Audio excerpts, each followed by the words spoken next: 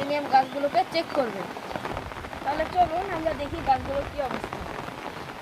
এই যে দেখুন, এইটা অত বৃষ্টি হওয়ার পরেও এতে পানি জমেনি, এটাতেও পানি জমেনি, এটাতেও জমেনি, কিন্তু দেখুন এটাতে পানি জমেছে।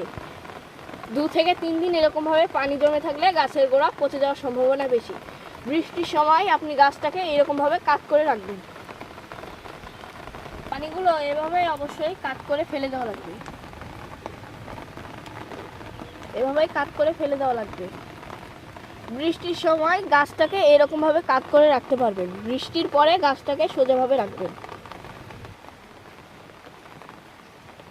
চলুন আমাদের গাছগুলো চেক করি। মোটামুটি সবাই ঠিক আছে, এগুলো ঠিক আছে, কিন্তু এটাতে পানি জমেছে, এটা কাট করে ফেলে দেওয়া লাগবে।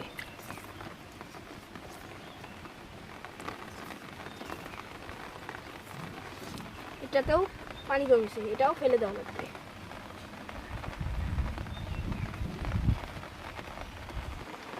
দেখুন আমাদের বড় গাছগুলোর অবস্থা দেখি। এই বড় গাছগুলোতে এত পানি হওয়ার পরেও পানি জমেনি, কারণ এর তলে ফুটো করা রয়েছে এবং মিডিয়াগুলোও সুন্দর। দেখুন এই গাছগুলোতেও পানি জমেনি, কারণ এর মিডিয়াগুলো সুন্দর এবং এর তলে ফুটা করা রয়েছে। যেমন পানি হয় তেমনি পানিগুলো তল দিয়ে বের হয়ে যায়।